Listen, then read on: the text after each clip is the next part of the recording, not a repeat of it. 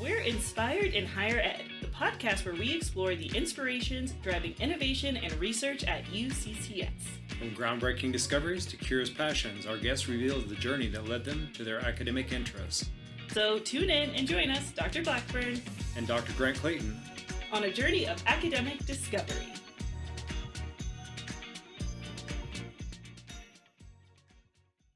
Oh my gosh, well, thank you so much for joining us. I'm really excited to have you explain a little bit more about this reading, because as I was going through it, it was really taking me back to like the hardest theory classes in grad school. I was like, okay, let me unpack this paragraph one at a time, but I think there's really important, interesting nuggets in there, and I feel like I'm about to learn a lot about economic theory as well, which is really exciting. So we like to, open up with, a little bit on your background history. Tell us, how'd you end up at UCCS? Sure, thank you. Thank you for having me here. It's an honor and a pleasure. I ended up at UCCS after grad school. It's been my first real big girl job. Yay! And I've never looked back. It's been an incredible experience. I've been here since 2017, so I'm going on my 6th year now. And I feel like I have the hang of things, and I'm just happy to be here. Yeah. Our guest this time is Anna Faria, Assistant Professor of Economics. She won the LAS Outstanding Teaching Award in 2018, was a keynote speaker for the 2023 Teaching and Learning Conference at UCCS, and is all around great at explaining economic concepts. So can you tell us about current projects, work that's going on, and things that excite you?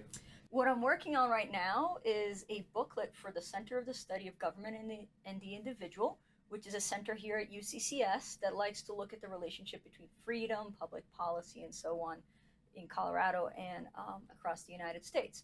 And the booklet is about the size of government and how the ballooning of government has impacted the everyday lives of Americans. So I'm excited to work on that. That's my project for now. And we also, if I may say, together here with Grant and Patty Wachowski, we just published a paper that came out just last week. It was a long time coming, and I want to thank Grant for the opportunity to work with him and for the time he spent with what us academics would call a terrifying reviewer too. It's the world's worst reviewer. Yes. Yes. Truly the moving goalpost. Yes, but at least, he finally or she finally relented. And we're in, people, so we're very excited about that. Briefly, what was that paper about? So that paper looked into how students that took online concurrent enrollment courses in high school fared compared to students who took the same courses in person or at either at a high school or at a community college.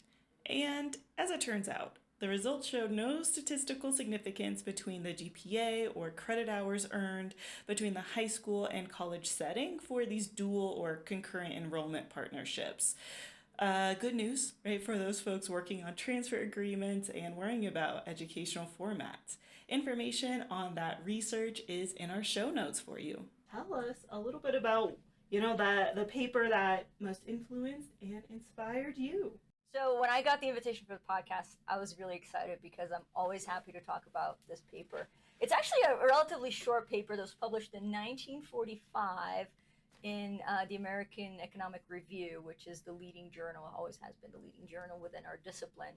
And the title of the paper is The Use of Knowledge in Societies by Friedrich Hayek, an Austrian economist who won the Nobel in Economics in 1974. For this work and many others related to how markets allow us to use dispersed knowledge across society to allocate resources without the need to have somebody, A, who's an expert, or B, who's doing all the central planning. So this work that theorized and asked big questions about the foundation of economic order, linked in the show notes, is The Use of Knowledge in Society by F.A. Hayek from 1945, published in the American Economic Review. And if you, like me at first, felt a little out of your league, no fear. Anna explains more for us. I think this particular work is important because it highlights how little we actually have to know for markets to operate, but also how little we have to know to allocate resources and cooperate with one another if we're able to use a pricing mechanism that was neither designed by somebody, nor has it been, nor must it be led or how should I put it, kind of corralled by particular people. So everybody together interacting in a market allows for this flow of necessary information that sends signals to people on the buying side, people on the selling side, of how they should change their behavior. So the pricing mechanism works to really change the incentives and signal to producers, especially. I think that's what Hayek is mostly concerned with. Hey, should I produce more of this? Should I use more of this resource in producing my final good, and so on and so forth? Yeah. I had to read it a few times and I'm still, okay, it's really clicking now that you're starting to explain it. But I was also, even just at the beginning, like, that it was published quite a long time ago and it still holds up. In the mid-1900s. Right? And it still definitely seems like it's extremely, like, relevant and important. So how and in what ways do you see that work and those insights influencing and impacting us in our economic trends today? So the key idea behind the article is this idea that it is very difficult to condense knowledge. By the time we would be able to say, get all of the knowledge in the world about supply and demand conditions and put it into a machine that would solve these differential equations, these simultaneous equations at the same time, right? By the time we were able to put them all in, everything would have changed already, right? Because we're human beings, we're not atoms. We don't behave exactly how we would expect because we have internal knowledge that only we know. And if we lose sight of the importance of the role of prices in coordinating human and economic activity more narrowly, then we lose this very important tool, which no one owns. It's free. You can use the pricing system for free to guide your economic activity. So I think that's a really cool insight that I take with me when I'm, in my day-to-day life, which I think is important. I am an economist 24/7, and but that I also take, for example, to my students, and I think it gives them. I remember as a student reading this paper in undergrad and graduate school. I probably read this paper more than 40 times, which is perfectly fine. And every time I read it, I was reading it this week, and it just, because it affects you in different ways when you're going through different moments in your life. And so now, as a researcher, as a professor, this has been really, it's a great tool to talk about. We have our basic models of markets, and they're very simple. And I tell my students, like, look, this is, I understand this is not how we make decisions. So let's complement this with insights from Hayek and other economists that think really about the nature of knowledge and the nature of incentives in a market economy. So as you're working with students in your role as a faculty, where do you see students struggle with this idea? I think most of them have not stopped to realize the nature of how knowledge is really disintegrated into a multitude of people. In other places, Hayek would have called this tacit knowledge, right? It's the ability to ride a bike or to understand market conditions for specific input, for example, to be a little bit more specific. And this may be the first time that they're actually interacting with this idea that there isn't just a simple way to press a button in a computer and let that computing ability solve all economic coordination problems. I think that's a very, that's one of the key insights of the paper, but it's also something that students might struggle with. But once they get it, I think they're opening themselves up to understanding the world really in a more realistic way. That when we see failures out there, both in markets and in governments and in just in everyday life, that they understand that there are things in the background that's just not, life is not The Sims. Life is not Sim City. I'm of that generation. And so I too am of the Sims, SimCity, Cities Skyline generation, so this really hit. Now, The Sims is a video game initially released in 2000, but more popularized in the mid to late 2000s after the release of Sims 2. The franchise is now on The Sims 4 with over 70 million estimated global users. It centers on player control of the day-to-day, often a bit mundane, but in honestly the funnest way, lives of the characters, including managing their finances and building some economy, right, of your world and the household. Other titles like SimCity and Cities Skylines are full city building simulations where players engage in urban planning, tax policies, infrastructure placement, zoning, honestly, the whole works. City Skylines has over 186,000 reviews on Steam since its 2015 release, with a very positive, which for Steam means that over 90% of reviews were positively coded. It's a really good sign for games, and it's pretty fun. You might want to check it out if economic policy is a passion. I'm being so serious right now, like definitely check it out if this conversation is hitting with you.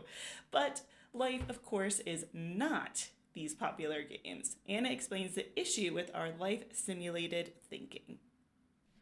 Not everything is a click of a button. And so I think that's, especially for the younger minds, we come into college and we have these ideas of how life is going to be, and let's just deconstruct that and build it up, right? And understand how we can interact with one another and benefit from one another from the fact that I don't have the particular knowledge that you do, and we can both benefit from interacting and cooperating.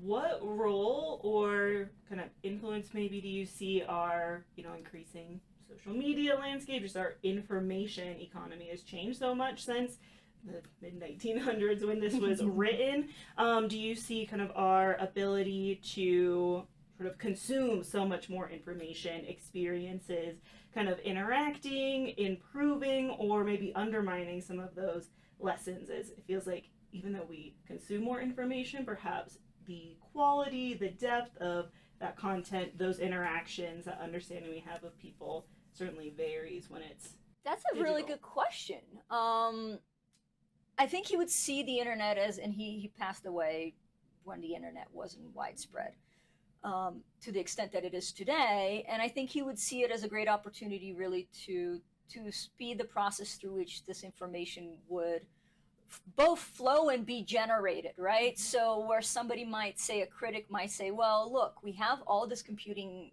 ability, a computing ability that Hayek would never have imagined. I still believe that Hayek's point about the nature of the dispersed knowledge still applies, and the speed at which information is now being generated with the internet and globalization overall, I think continues to make his work incredibly relevant, rather than detract from his conclusion, which is dispersed knowledge is very difficult to concentrate, and it would be very difficult to put it in the hands of an expert, for example. I'd like to follow up with that because there's a quote that really stuck out with me. Today, it's almost heresy to suggest scientific knowledge is not the sum of all knowledge. And economics certainly has a tendency towards very technocratic solutions at the moment, and that's very in vogue in economics. And certainly in the wider public sphere, we see prices and there's this desire to, I'm going to go fix this.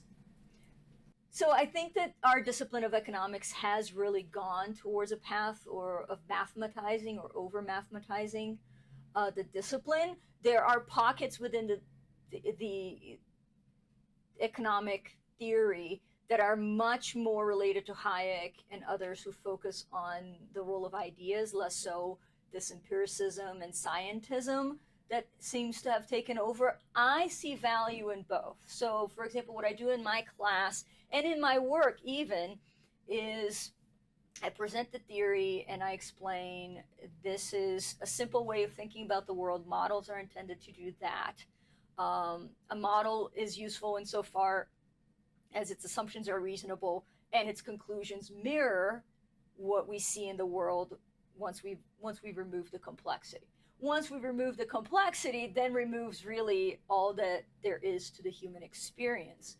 And so then I bring back these ideas, for example, Hayek's and the dispersed knowledge problem, incentive problems, and so on, which is what we call public choice theory in economics. Public choice theory, as all theories, is more complicated and intriguing to look into. But in a simplified way, it assumes people mostly make decisions based on their self-interest and is often applied to political settings. Linked in the show notes is an explanation from Econ Clips, a YouTube channel that actually relates and explains Batman's corruption in Gotham with public choice theory. When we put our economist hats on, understand how the world works and how, not how it should be. I think that's why I'm so inspired and in love with economics, is because we don't need to talk about how the world should be. We look at the world as it is, and we can do that through a lens of the empiricism, of the numbers, of the big data, of the uber mathematical models. But ultimately, those are only useful insofar as that they reflect reality. That's the way I think about it. So yes, I think we might have gone a little bit too far, and perhaps we ought to diversify ourselves as a discipline and allow insights from other disciplines as well. A lot of what I do is I'm reading anthropologists and historians to put together my research ideas, and especially what I do in the classroom. And I think we should do more of it rather than less, but without abandoning what makes economics so strong as a discipline, in my view. And perhaps I'm biased, but it's this ability to use words and ideas really well, and also incorporate the insights from theory and the empirical part, the application of it. Think about this idea of imperfect knowledge, because nudges are becoming very popular now. And hey, we're going to try and encourage you to put money in your 401k or register for classes next semester. Yet the more we start to unpack the results around those, the more we find out people actually have better knowledge about themselves, and frequently we're actually making people worse off, and how well this system functions as a whole, even within very imperfect knowledge. Right. So I think that's a key point. But what I also think is cool is our ability to experiment. And let's see what works out. I think one of the premises of, for example, in the United States having a federalist system is that we can experiment with policies at the state level. But we have to be willing to say, oh, that didn't work as expected, or the unintended consequences outweigh the benefits of the results. Let's take a step back. And, specifically with regards to nudging, from a personal perspective, I'm really excited about personal finances. I talk to my students about this, and I do think that there are people most people don't really know what to do finance-wise, and it's perhaps the most important thing to guarantee, having a secure life from when you're in college to when basically you pass away. And if we start from the premise of let's put in some money, and then if you don't want it, you can back out, I'm perfectly fine with that. Does it work for, I think we look a lot, and this perhaps gets a little bit statistical, we look at the average effect, right? But we need to look at the distribution, right? And it's how many people are actually being harmed, how many people are being helped a little bit, not. So we have to really put on then our statistical hat on and our economic hat, and weigh the costs and benefits. I think we went through a pandemic, and we actually put aside key insights of economics, which is marginal cost, marginal benefit. And we might have gone too far in some instances because we had imperfect knowledge, and we might have gone not far enough, again, because we had imperfect knowledge. And that means true harm to actual live human beings, right? Mm-hmm. And so we need to be very mindful when we make these decisions based on information that we sometimes pretend to have. Yeah, all of these kind of keywords that I keep hearing, things like the imperfect knowledge, but even going all the way back to, it's not as simple as pushing a button. We need to have, that human experience. What about our kind of incomplete, ultimately, training sets? All made me think of our, artificial intelligence, sort of LLM, all of those language processing and mathematical models that are starting to pop up. feels like there might be some really big gaps in maybe the development and uses of AI, especially when it comes to economics, because of these kind of incomplete knowledge sets, the lack of some of that human element that we bring. It's like, is AI going to help us solve some of these problems as it can process and take in information at infinitely faster speeds than we can, or is it going to be missing maybe too much of those? Well, I'm no expert on AI, but I would say the way I see the development of the technology is that AI is both going to complement and substitute a lot of us, right? Who? I don't know. If I knew, I'd be rich. Right. We'll work on it. But I think it is just like any other technology. We have to think of how it's going to impact our day-to-day lives. Just thinking about 15 years ago, how different our lives were than they are today, right? We wouldn't be recording this podcast 15 years ago because the microphone would be bad. And where would you post it, right? So the technology wasn't there. And yet we wouldn't say, oh, podcasts are bad. But the radio people might say podcasts are bad, right? So it is about, are you going to be competing with AI? Are you going to be complementing or using it to, use your human abilities to interact with the technology? Every single technology we've had in the past 300 years has been disruptive of some industry, to the deleterious effects to some, but to the benefit of many, right? For every person who lost a job in the candle factory, many other jobs were created because of electricity, right? So that's just a simple old school example, but it illustrates how technological change is change, and how human beings, due to our nature, are so adaptable that, while there'll be human suffering and we must be mindful of that, we also want to embrace those for the betterment of humankind. Wonderful. Love that. Agree. Like, absolutely, it's a great tool. Could be a great tool. Being in sort of, writing, communication fields, we're definitely very aware of the disruption that's happening with especially the language model aspect, but kind of really learning and digging in and trying to help our students understand it as a tool. How do you now adapt and make this help you write better and faster and maybe more quality rather than being kind of exactly. And perhaps it's going to take away the boring aspects of our jobs, right? And so that we can be just as productive using this technology. And I understand in your field of TCID, it's going to be it's going to reshape the industry. And the people who are going to come out on top are the people who embrace it. You can't fight it, right? You're not going to go in there and break the AI machines like people have done in the past. It's just not going to work long term. And I think embracing, and then for my discipline as well, right? AI can write much better statistical code than I can, but AI doesn't know what questions I'm asking. And so, but perhaps AI can help me ask better questions. So it is something that, it will require work, but hopefully it's work that inspires rather than deconstructs. Turning now to UCCS, Yeah. Go ahead. What advice do you have for aspiring researchers on campus? So I am still an aspiring researcher. Yeah. I haven't been here that long, but I'm definitely still aspiring. And I would say, try to balance your teaching with your research and your service. Especially when you first start, you're going to spend a lot of time making sure that your teaching is as incredible as it can be. And as an economist, I'm going to tell you, marginal benefit equals marginal cost. There's going to be some declining returns. Once you get to being 90% good, take a step back and go be 70% good in research. I think it's going to be worth your while. It's something that I wish I had done a little bit more. My problem is I really enjoy the classroom experience.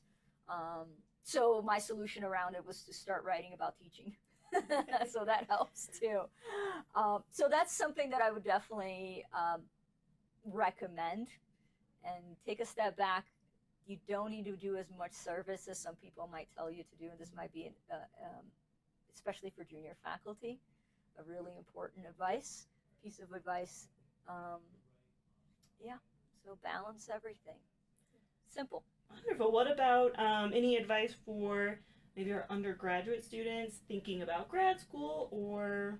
Well, if you're thinking about grad school, I encourage you to sit down with somebody that A, you have a relationship with in your department, and B, that you would like to emulate, right? There's no point in asking somebody who is top of the top, but that's not what you want to do, right? Because you want to have a work-life balance, for example. You want to go biking on weekdays, for example, or fishing, which is what I do when I can. It's too cold now.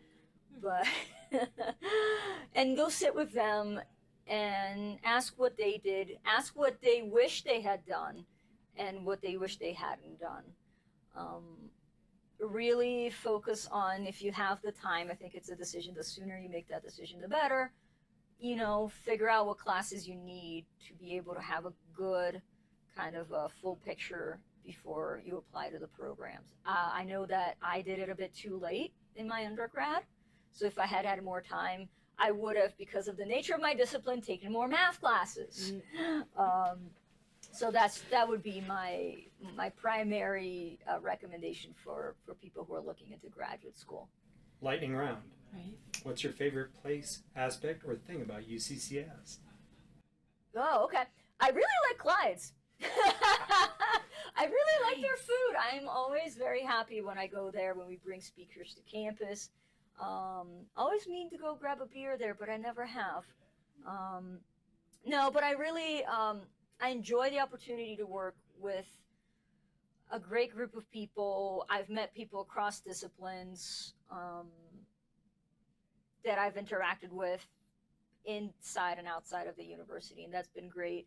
I love the unique student body. Funnily enough, because a lot of students from UCCS are local, they've become friends, not my own students, but people that I've met in life or former UCCS students, and so they know people that I know, and I think that creates a sense of community that's really important. And if you have a piece of advice or favorite thing about your campus that gets you excited and inspired, let us know at In Higher Ed on Instagram. Drop a comment if you are listening on YouTube, or ask a question in the Spotify app. Just want to thank you for the opportunity. This has been incredibly fun, and I'm always happy to talk about Hayek and economics in general. So I wish you guys all the best, great success with this, and thank you very much for having me. Thank you.